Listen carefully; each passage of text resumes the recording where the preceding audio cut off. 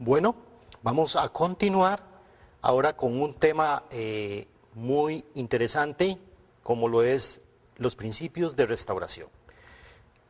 ¿Cómo podemos nosotros relacionar todo lo que se estudia en el principio divino, desde que nosotros empezamos, cuando iniciamos estudiando el primer capítulo, que es los principios de la creación? ¿Cómo se relaciona el principio de restauración? ¿De dónde viene este principio de restauración? El principio divino, a manera resumida, sus capítulos están involucrados en tres temas. Uno, explicar el ideal de Dios, el plan que Dios tenía, el ideal que Dios originalmente tenía para el ser humano, para cada uno de nosotros. Luego, el principio divino explica claramente que se dio la caída y que la caída es la causa por la cual ese ideal que nosotros vemos en los principios de la creación, donde hablamos del ser humano original, de cuál era el deseo de Dios para el ser humano originalmente y que por qué ese ideal no se cumplió. Nosotros lo vemos muy claramente en el estudio de la caída. Y ahora nosotros vamos a estudiar los principios de restauración. ¿Qué significan los principios de restauración? Que Dios a lo largo de la historia está buscando restablecer o restaurar su ideal. Entonces, para poder lograr restaurar ese ideal, porque Dios es absoluto, eterno e incambiable, tal como lo he dicho, así lo haré, como lo he planeado, así lo cumpliré, así dice Isaías 46:11. Entonces, lo que vamos a estudiar es cuáles son esos principios. O sea, ¿cómo es que Dios ha regido la historia? Porque el testimonio de estos principios que vamos a estudiar lo vamos a ver registrado en la historia bíblica a través de todos y cada uno de los personajes, o los personajes más importantes, más sobresalientes de la historia bíblica, y ahí nosotros vamos a poder ver el registro, ver el testimonio de cómo Dios realmente va guiando la historia hasta la actualidad. Porque a veces nosotros tendemos a pensar, bueno, la historia bíblica es el registro de la voluntad de Dios o del deseo de Dios. Pero el principio divino nos recalca de que Dios es un Dios vivo. Ese Dios vivo que está en la Biblia es un Dios vivo que está hoy en día guiando la historia humana. La historia moderna está siendo en una u otra forma guiada por Dios. Entonces, a través de estos principios, nosotros los podemos recalcar, los podemos comprender. Entonces, vamos a estudiar los principios de restauración. Originalmente, cuando nosotros estudiamos los principios de la creación, hablábamos de las tres etapas de crecimiento. Las tres etapas de crecimiento sobre el cual Adán y Eva tenían que pasar por las tres etapas de crecimiento hasta alcanzar la perfección. Y que este periodo era un periodo en que ellos eran inmaduros, nada nace perfecto. Nosotros habíamos comentado que uno puede tener esa inquietud si Adán y Eva eran perfectos. Nosotros no podíamos decir que Adán y Eva eran perfectos porque Adán cayeron en el pecado, entonces dudaríamos de la perfección. Entonces, Adán y Eva iban en ese proceso de crecimiento, Adán en ese deseo de alcanzar el árbol de la vida, alcanzar el dominio directo de Dios, y que durante ese proceso de alcanzar el dominio directo de Dios, Adán y Eva, durante el periodo en que se encontraban en el dominio indirecto de Dios, ellos tenían que mantener la fe en el mandamiento. fe en el mandamiento de... ¿Cuál mandamiento? ¿Cuál mandamiento, estimados televidentes? El mandamiento de no comer del fruto del árbol de la ciencia del bien y del mal. ¿Qué pasó? Adán y Eva tenían que alcanzar la perfección. Ese era el deseo de Dios, esa era la expectativa de Dios. Pero Adán y Eva, cuando iban en el segundo periodo de crecimiento, en la segunda etapa, ellos cayeron. Entonces se dio la caída. Y producto de la caída, ellos llegaron a un nivel mucho más bajo del nivel al que habían sido originalmente creados. Nosotros podemos leer Romanos, en el libro de Romanos, capítulo 8, versículo 23, 22, 23, pues la creación espera vivamente la revelación de los hijos de Dios, porque la creación gime con dolores de parto, esperando la revelación de los hijos de Dios. En este momento la creación está siendo dominada por seres humanos que no reflejan el ideal de Dios, no reflejan una naturaleza original por el cual Dios creó al ser humano, sino que el ser humano llegó a caer en un nivel mucho más bajo del nivel al que habían sido creados. ¿La creación en qué nivel está, estimado televidente? La creación está en este nivel, en un nivel más alto que el hombre caído. ¿Y qué pasó con esto? Como resultado de la caída, esto llegó a convertirse o a quedar o establecerse bajo el dominio ¿de quién?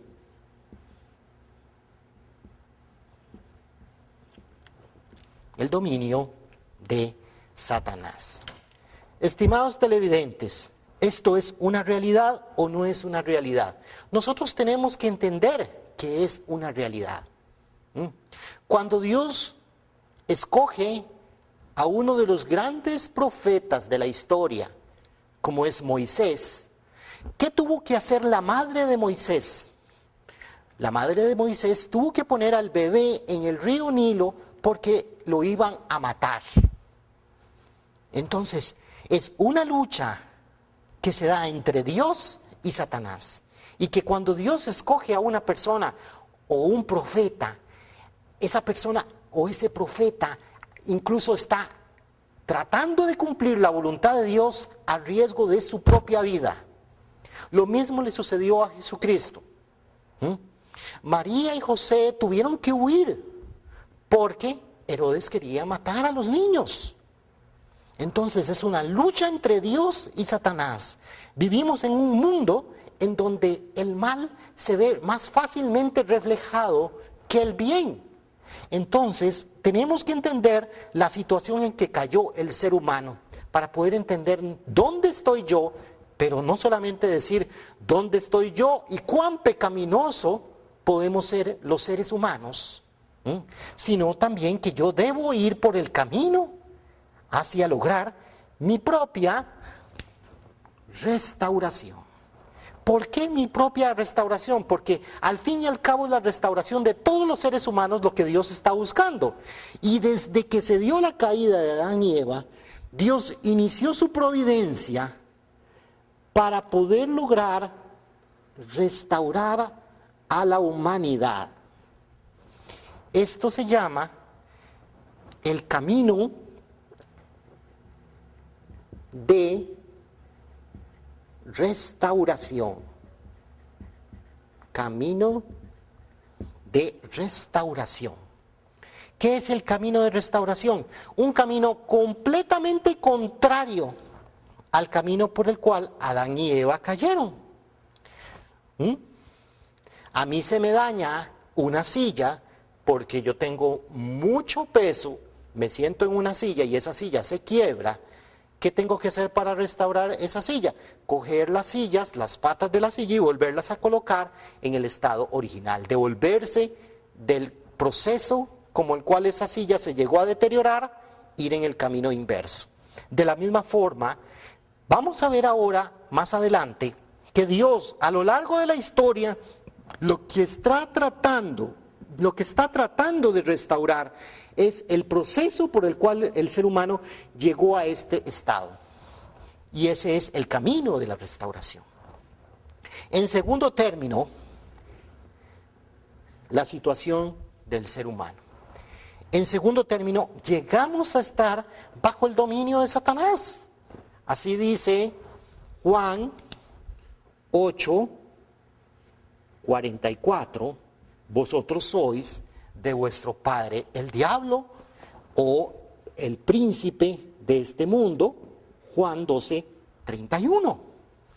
Vemos la situación de la humanidad. Estamos bajo el dominio de un Dios falso. Ustedes me podrían decir en este momento, no señor, usted está en lo incorrecto, no está en lo correcto. ¿Por qué? Porque yo soy un hijo de Dios. Bueno, qué bueno que usted refleje su naturaleza, en su personalidad, 100% la naturaleza de Dios.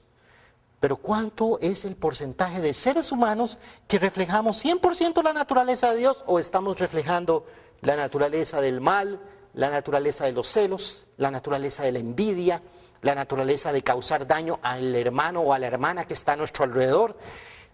Casi siempre y en la mayoría de los casos estamos bajo el dominio de ese Dios falso, conscientemente o inconscientemente. Eso es lo que enseña el principio divino. Pero el principio divino no se queda aquí. El principio divino está enseñando que Dios es un Dios absoluto y que Dios no es un Dios que fracasó. Dios está buscando restaurar a la humanidad. Dios está llevando a la humanidad por el camino de la restauración. ¿Pero qué? El ser humano quedó en una posición intermedia. Dentro de nosotros está la mente original que busca la bondad, que busca el bien y que está conectado a Dios. Cada uno de nosotros tiene una mente original, cada uno de nosotros tiene un nivel de conciencia. ¿Dónde está Dios? Dios está aquí, Dios está en su mente. Pero también tenemos una mente mala. No podemos negar que a veces tenemos deseos malos y que nos llevan a querer hacer el mal. Esta es la situación de cada uno de nosotros. Entonces, estamos conectados con Dios, pero también nos conectamos por la caída, por el pecado, nos conectamos y caímos bajo el dominio de Satanás. El ser humano está en una posición intermedia. Entonces, ¿qué pasa? Para que el ser humano pueda llegar a este nivel, tiene que hacer condiciones para separarse de Satanás. O el ser humano se queda en esta situación eternamente, viviendo tranquilamente bajo el dominio de Satanás, sintiéndose satisfecho de este mundo de injusticia, de guerras, de sufrimiento, de hambres. O el ser humano trata de resolver su situación y se conecta o busca conectarse con Dios. El ser humano es el que tiene que decidir. Usted tiene que decidir si va a estar del lado de Dios o va a estar del lado de Satanás. Cada uno de nosotros toma esa decisión. ¿Y como reflejo de eso? La sociedad, la nación y el mundo refleja la decisión del ser humano. Entonces, el ser humano tiene que hacer condiciones para separarse de Satanás. Y eso, el principio divino lo enseña, que se traduce en lo que se llama condiciones de indemnización. Condiciones de indemnización. ¿Qué quiere decir una condición de indemnización? Hay diferentes tipos de condiciones de indemnización, pero primero tenemos que entender qué significa indemnización.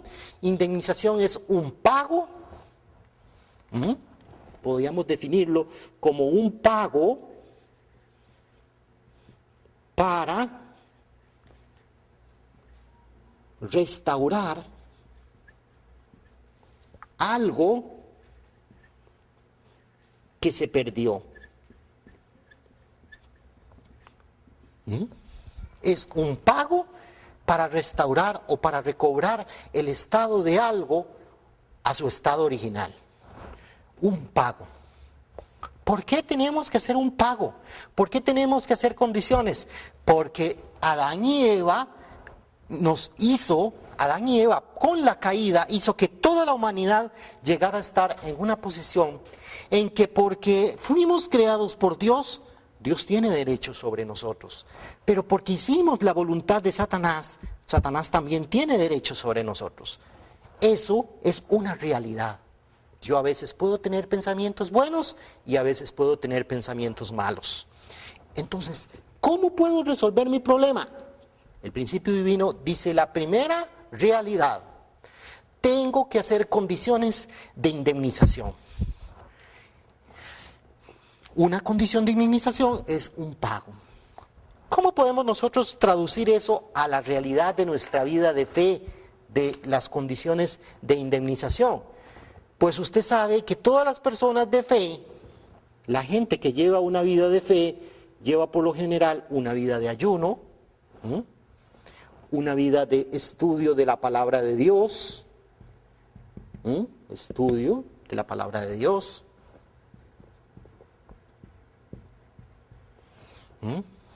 ¿Qué más? La gente va a las iglesias. ¿Por qué? Porque es una condición para conectarse con Dios. Visitar los servicios dominicales que nosotros visitamos, al lugar donde nosotros vamos, a la iglesia que visitamos. Estas son condiciones de indemnización. Y eso lo podemos nosotros entender en una forma práctica. ¿Por qué usted hace oración, estimado televidente? Necesitamos de la oración. ¿Por qué? Porque necesito conectarme con Dios, porque gran parte o la gran mayoría del tiempo estoy en el mundo haciendo cosas del mundo, como dice el dicho común. Entonces tengo que buscar un tiempo para estar conectado con Dios, para buscar esa conexión que puedo perder si no hago mis condiciones de fe. Entonces, esas son las llamadas condiciones de indemnización. Pero las condiciones de indemnización hay tres tipos de pago. Una condición de menor valor, condiciones de igual valor y una condición de mayor valor. Podemos empezar por condiciones de igual valor. Resulta que la historia bíblica, Éxodo 21, 23, 25.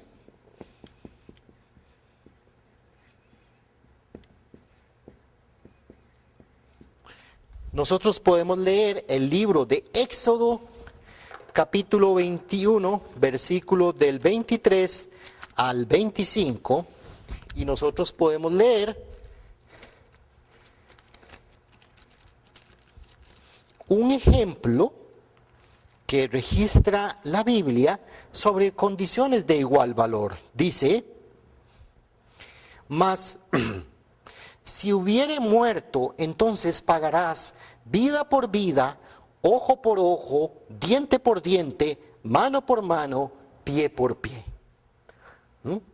Eso es una condición. Una persona me hizo un daño, tengo la tendencia natural a cobrársela casi en la misma forma en que él me la hizo a mí.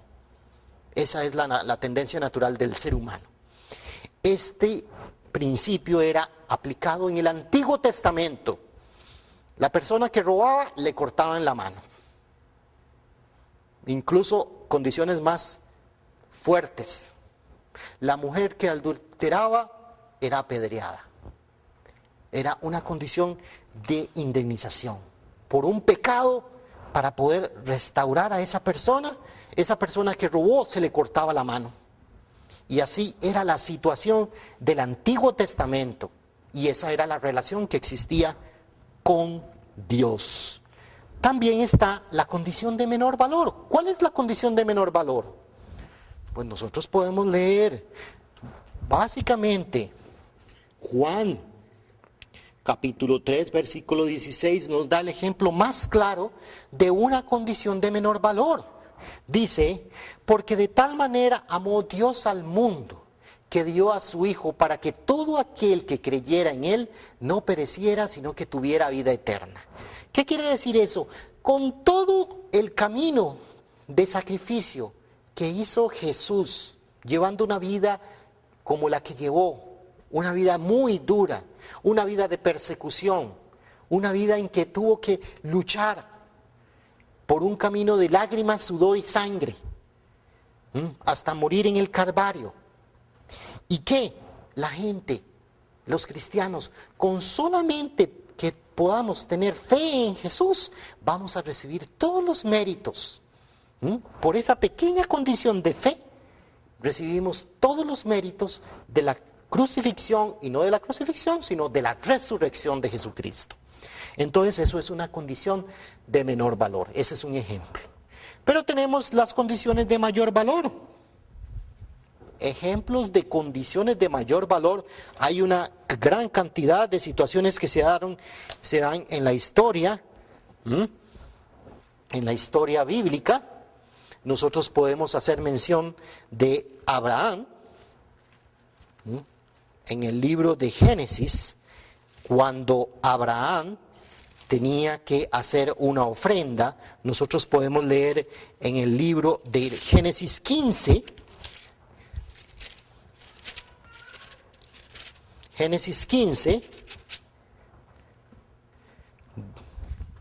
donde Dios le pidió a Abraham que hiciera una ofrenda. Y dice Génesis 15:9,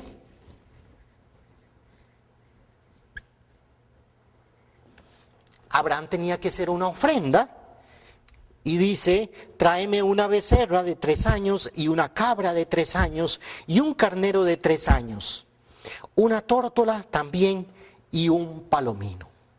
Estimados televidentes, si ustedes ven la historia bíblica, los primeros personajes de la historia bíblica tenían que hacer ofrendas.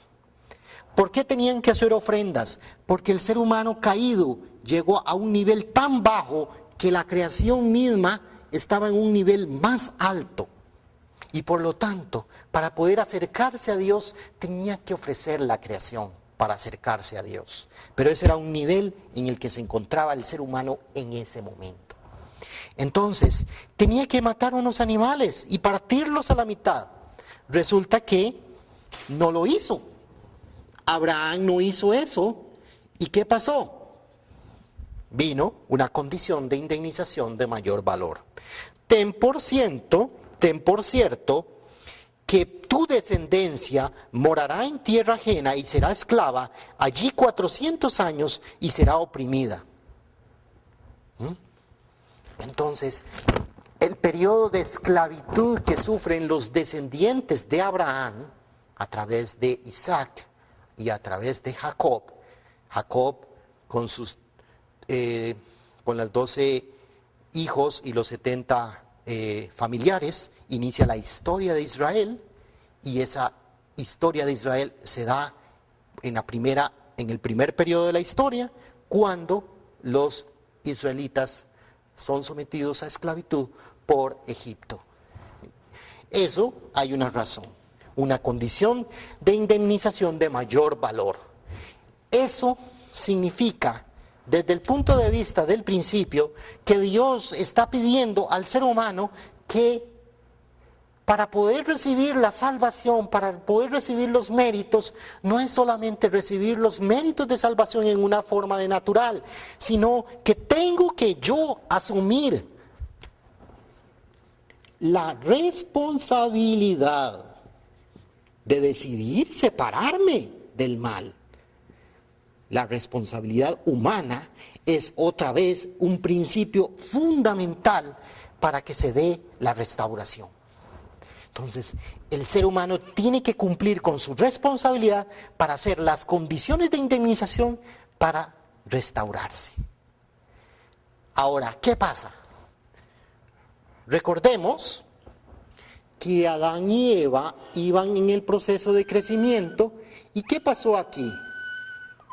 Cuando Adán y Eva cayeron en el pecado, la Biblia habla de que Dios no le permitió que Adán y Eva pudieran alcanzar el árbol de la vida, o sea, alcanzar la perfección, como nosotros lo vimos en el capítulo 2 de la caída. Dice en Génesis 3:24.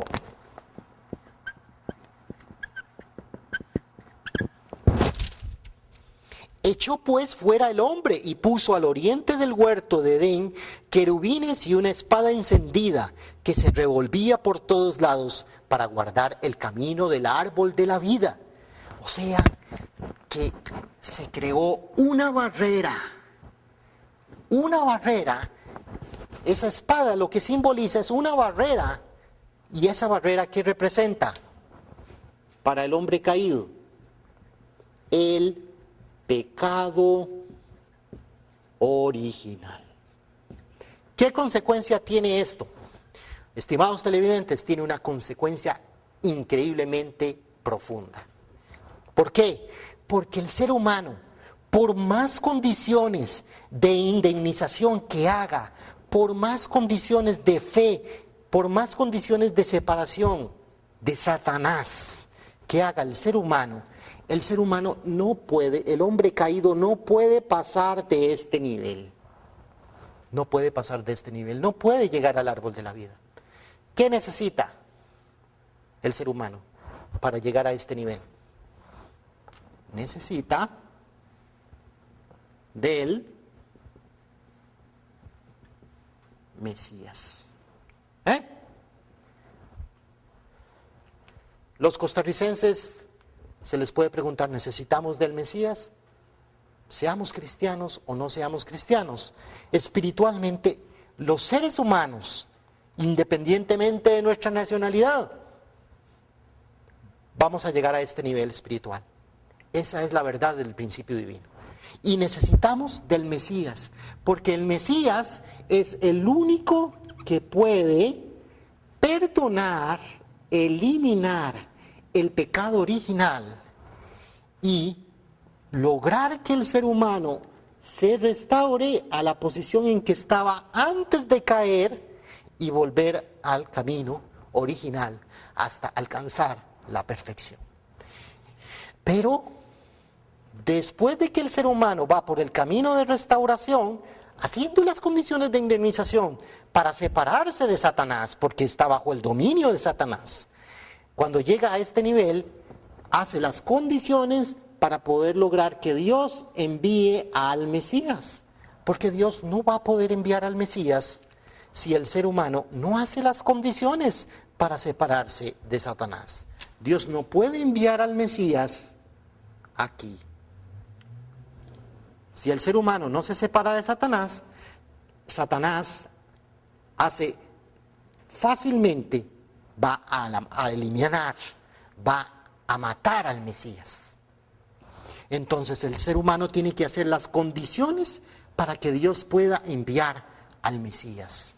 Entonces se debe establecer condiciones de indemnización, o más, como lo dice el principio divino, se debe establecer un fundamento para recibir al Mesías. Se debe establecer un fundamento para recibir al Mesías. O sea, que aun cuando nosotros hagamos todas las condiciones, llevemos una vida de ayuno, una vida de oración, una vida de estudio de la palabra de Dios, de participar en los servicios, de llevar una vida de fe, de no pecar, de llevar una vida santa, pero que aun cuando llegamos a este nivel espiritualmente, no podemos ir más. No podemos ir más, porque necesitamos del Mesías. Y aquí es la importancia. Nosotros a través del principio divino podemos ver la gran importancia y el objetivo que tiene Dios a lo largo de la historia. ¿Cuál es el objetivo de Dios a lo largo de la historia? ¿Cuál es el personaje fundamental en la historia, estimados televidentes? El personaje fundamental en la historia de restauración para lograr restaurar el ideal de Dios es mandar al Mesías. Desde que Adán y Eva cayeron, Dios está buscando su único objetivo en la historia y es mandar al Mesías. Entonces Dios quería mandar al Mesías en el tiempo de Adán. Nosotros estudiando los principios de la restauración y estudiando la providencia de la restauración a través de cada una de esas familias que eran el centro de la providencia. ¿Cuál es la primera familia que representa el centro de la providencia? La familia de Adán. En la familia de Adán, más adelante vamos a ver que Dios quería enviar al Mesías en el tiempo de Adán. Pero para poder enviar el Mesías a la familia de Adán, tenía que establecerse un fundamento para recibir al Mesías. Vamos a ver más adelante que ese fundamento que tenía que establecer la familia de Adán no lo cumplió. Entonces Dios empieza a tener que ir alargando el proceso, alargándose la historia de restauración miles de años. Dios luego quiere mandar al Mesías en la familia de Noé. Eso más adelante lo vamos a ver. Y vamos a entender que el personaje fundamental, el propósito que Dios está forjando para restaurar, la figura fundamental para la restauración es el Mesías. El Mesías es el ungido. Nosotros lo habíamos mencionado. El ungido. Pero deben haberse condiciones, deben haberse establecido condiciones de indemnización para poder enviar al Mesías. Y eso nosotros más adelante lo vamos a ver. Entonces, se tenía que establecer un fundamento de fe, porque nosotros tenemos que entender que la primera falla de Adán y de Eva, ¿cuál es? Ellos fallaron ¿en qué? Adán y Eva no tuvieron fe en el mandamiento de Dios de no comer del fruto del árbol de la ciencia del bien y del mal. Ese es el primer error que comete Adán y Eva. Entonces, la restauración, ¿qué será? Estimado televidente, ¿restauración de qué? Restauración de esta primera falla que hizo Adán y Eva. La primera restauración de esto sería establecer el fundamento de fe. Eso es la restauración. Por eso, nosotros vemos más adelante que Dios escoge personajes de la historia bíblica donde les pide que hagan condiciones de fe. Como el caso que mencionamos hace un momento en Génesis 15:9, donde Abraham tenía que hacer una ofrenda de fe a Dios y tenía que matar unos animales y partirlos a la mitad. Eso tenía un simbolismo que más adelante nosotros lo vamos a estudiar cuando analicemos profundamente la familia de Abraham en la historia de la restauración. Pero entonces, primero, hay una razón por la cual Dios está haciendo eso. Hay un proceso de restauración. Dios no es un Dios caprichoso que simplemente está esperando que el ser humano constantemente le haga ofrendas y le haga esto y le haga lo otro. No, hay una razón, y como lo dice el principio divino, y como nosotros estudiantes del principio divino nos damos cuenta, hay una razón lógica. Si por este camino Adán y Eva cayeron, Dios, para restaurar al ser humano por este camino, tiene que llevarlo en el sentido contrario. Si Adán y Eva fallaron en el mandamiento, en tener fe en el mandamiento, entonces La restauración implica que Adán y Eva tenían que establecer un fundamento de fe. Eso nosotros lo podemos entender. Pero ¿qué pasa? Hay un fundamento de fe. ¿Cómo está conformado ese fundamento de fe? El fundamento de fe para restaurar, para separarse, para hacer condiciones de separación de Satanás, lo constituye una figura central que Dios escoge, que tiene que hacer una ofrenda y que lo tiene que hacer por un cierto periodo de tiempo. Lo tiene que hacer una figura central, una ofrenda y por un cierto periodo de tiempo. ¿Qué quiere decir eso, estimados televidentes? Que Adán, originalmente, la primera figura central que Dios había escogido era Adán y Eva. Adán y Eva eran la primera figura central. ¿Cuál era la ofrenda? Ellos tenían que mantener la fe en el mandamiento de no comer. Si Adán y Eva hubieran mantenido la fe en el mandamiento de no comer, no se hubiera dado la posibilidad de caer. Ustedes lo estudiaron, espero que hayan estudiado la caída.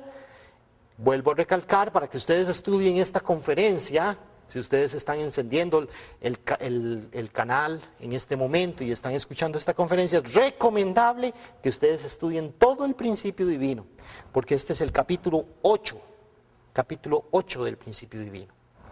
Entonces, para que ustedes entiendan esto, deberían de haber estudiado los otros capítulos.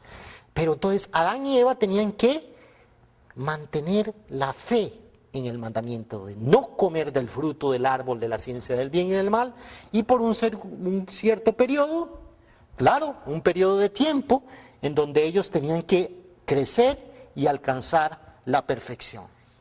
Esto es el fundamento de fe que tenían que establecer Adán y Eva. Imaginemos que Adán y Eva hubieran cumplido ese mandamiento.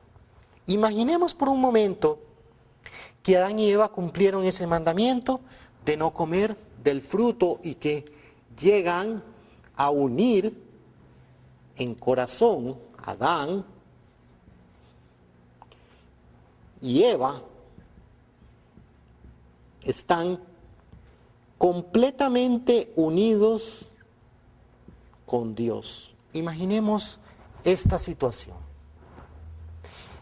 Y vemos que el arcángel que entró en celos porque él vio que el amor que le daba Dios a Adán y Eva era mayor que el amor que recibía el arcángel.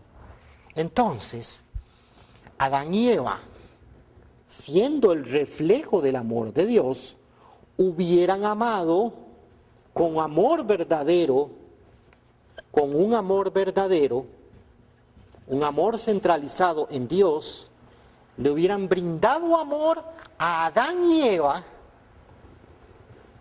y naturalmente hubieran ejercido un dominio de amor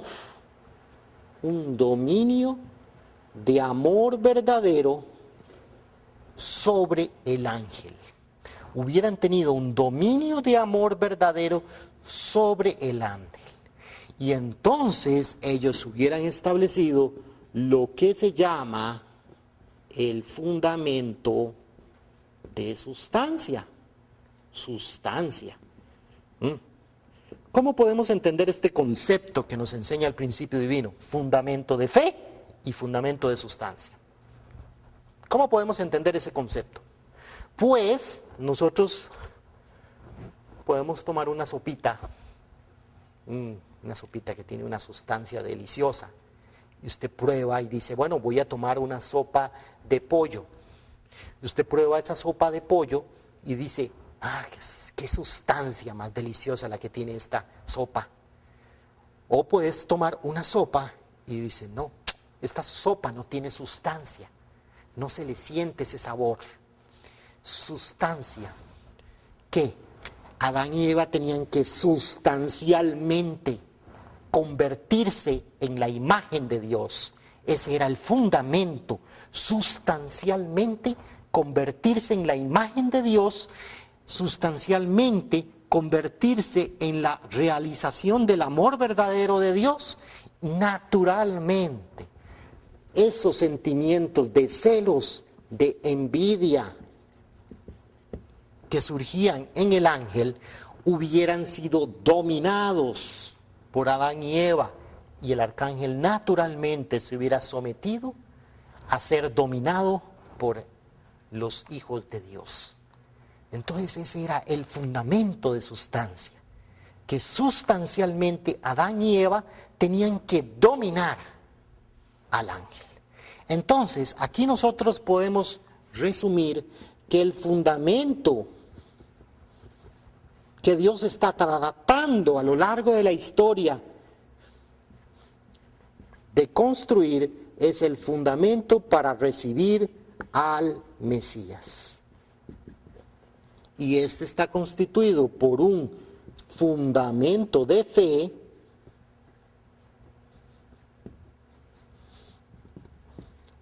más el fundamento de sustancia. Y que esto, al final y al cabo, conceptualmente lo constituyen las condiciones de indemnización que tiene que hacer el hombre caído para poder lograr establecer el fundamento para que Dios pueda enviar al Mesías. Estimados televidentes, esto que ustedes están viendo en la pizarra representa el objetivo central de la historia humana para Dios, desde el punto de vista de Dios. Y nosotros vamos más adelante, si ustedes continúan estudiando el principio divino, cuando ustedes estudian todos los personajes, vemos que constantemente este fundamento de fe y este fundamento de sustancia representa una revelación preciosa que da el principio divino, en que Dios está constantemente buscando establecer una figura central que haga una ofrenda en un cierto periodo de tiempo. Y que el fundamento de sustancia es que Dios va a colocar a una persona, a esta persona que es figura central, con la base de establecer el fundamento de fe. Esta figura central establece el fundamento de fe, y luego una persona simbólicamente en posición de arcángel, un arcángel simbólico, va a restaurar la condición para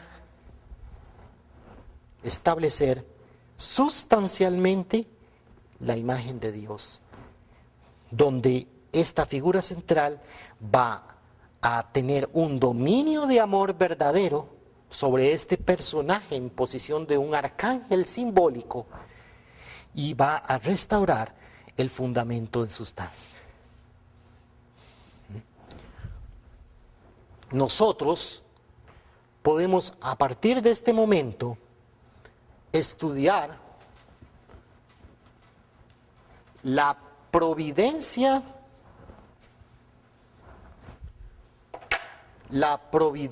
de la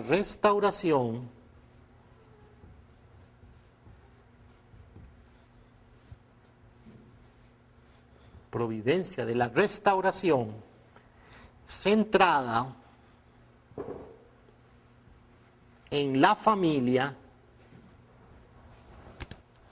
de Adán. Centrado en la familia de Adán.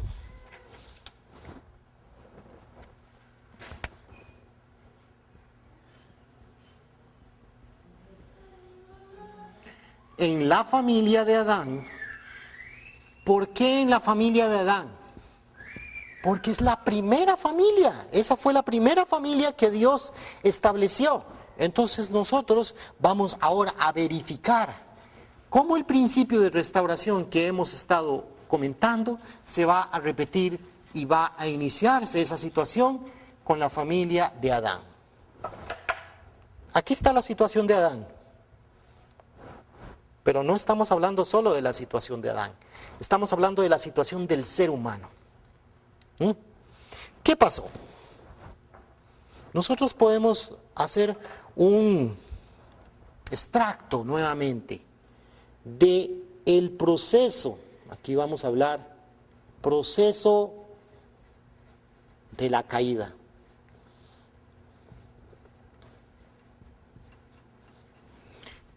¿Cómo fue el proceso de la caída, estimados televidentes? El proceso de la caída se dio porque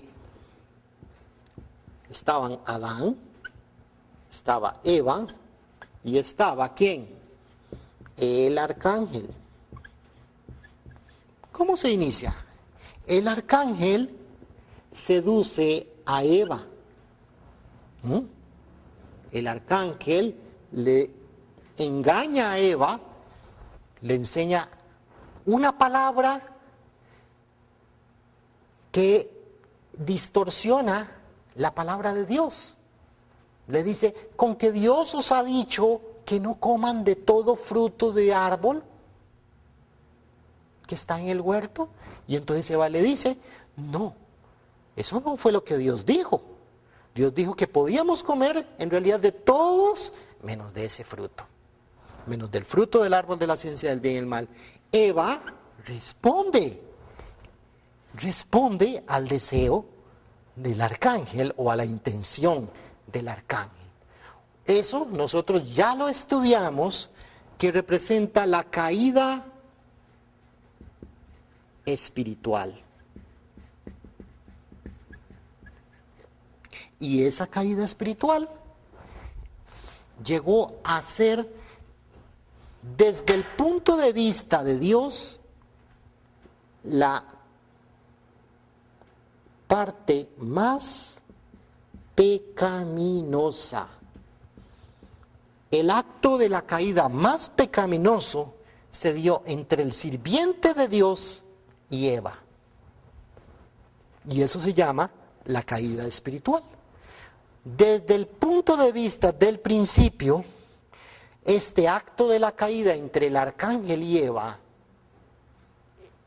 era el más pecaminoso, porque se estableció una relación ilícita de amor entre el sirviente de Dios y la hija de Dios. Entonces, es el primer acto, la caída. Entonces, por ese acto, el más pecaminoso que se dio, que representa el primer acto, de la relación de Adán y Eva, Dios va a querer restaurar, y resulta que el hijo mayor de Adán va a representar a Caín, representando Caín el acto más pecaminoso de la caída. El hermano mayor llega a constituirse en el ser que Satanás se aprovecha por el acto caído de Adán y de Eva. Entonces, por ese acto caído y pecaminoso que comete Eva con el arcángel, le da derecho a Satanás de tener una influencia sobre el hijo mayor. ¿Y qué quiere decir el hijo mayor? ¿Qué quiere decir el hijo mayor? El hijo mayor es el que recibe la herencia. El hijo mayor es el que recibe la bendición de los padres. Por lo general, un padre naturalmente con el que tiene mayores expectativas es con el hijo mayor. Pero, ¿qué? A nivel de la sociedad, en una sociedad que ha estado bajo el dominio de Satanás, la sociedad está dominada fundamentalmente por Caín. ¿Qué quiere decir eso? Tal vez usted dice, no, pero es que yo no conozco a ninguno Caín. Usted podría decir. Resulta que Caín es el que tiene poder económico, es el que tiene poder y control político sobre las sociedades, y que en la mayoría de los casos la sociedad se confabula para que la gente que tiene poder político y económico no estén o no están muy cerca del lado de Dios. Eso es lo que el principio divino quiere transmitir. ¿Qué significa Caín a nivel de la sociedad? ¿Qué significa Caín a nivel de mi familia?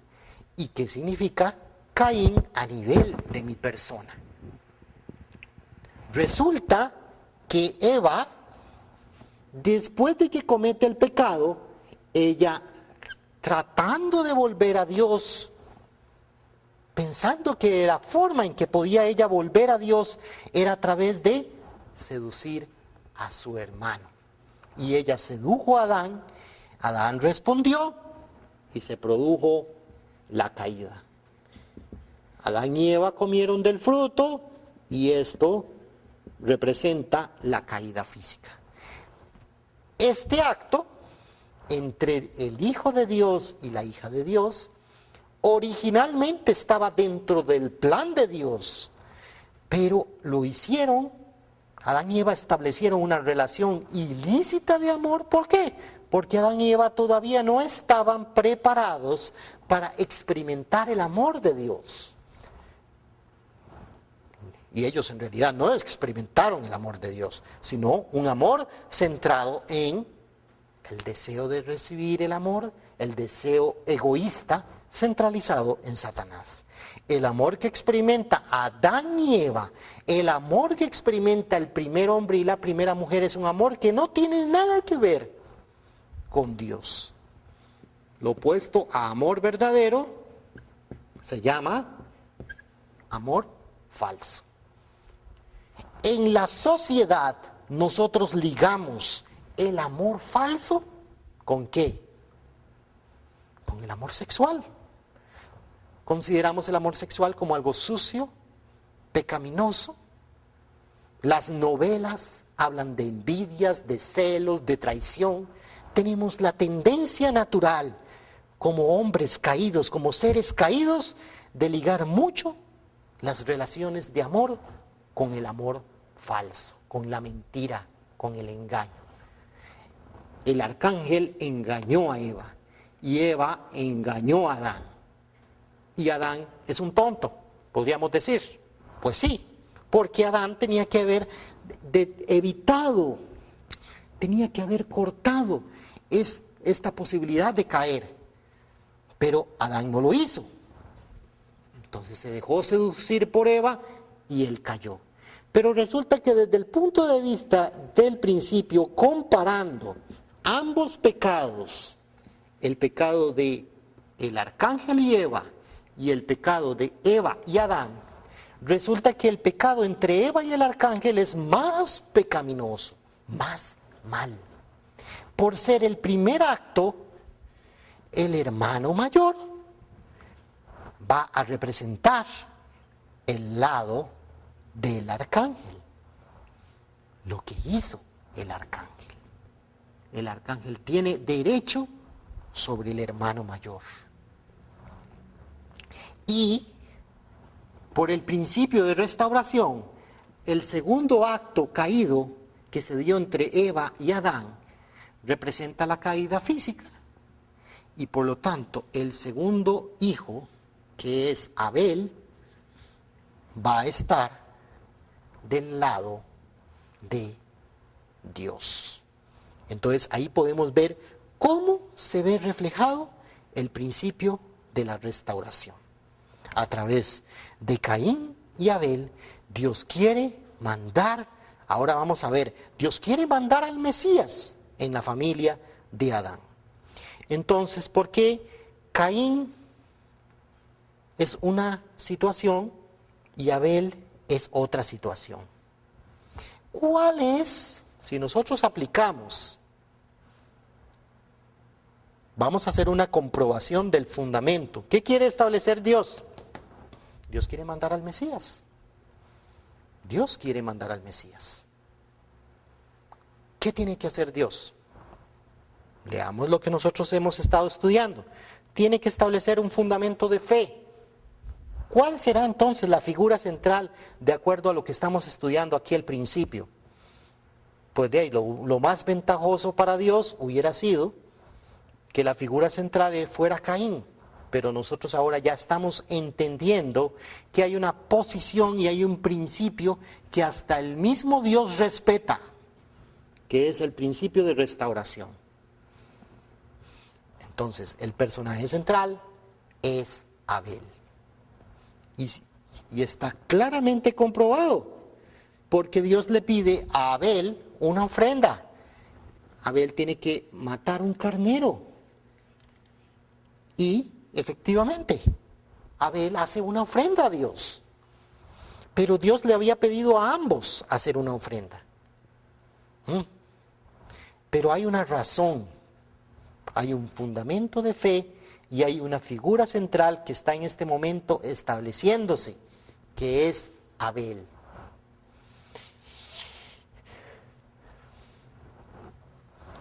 Caín y Abel. Estábamos ahora mencionando qué significa Caín en la sociedad. La sociedad se confabula por lo general para que la persona que no está muy cerca de Dios llega a tener un control sobre la sociedad, a tener un poder económico o político. Y resulta que durante toda la historia, Abel, el que ha estado más cerca de Dios, no tiene mucho poder económico o no tiene mucho poder político.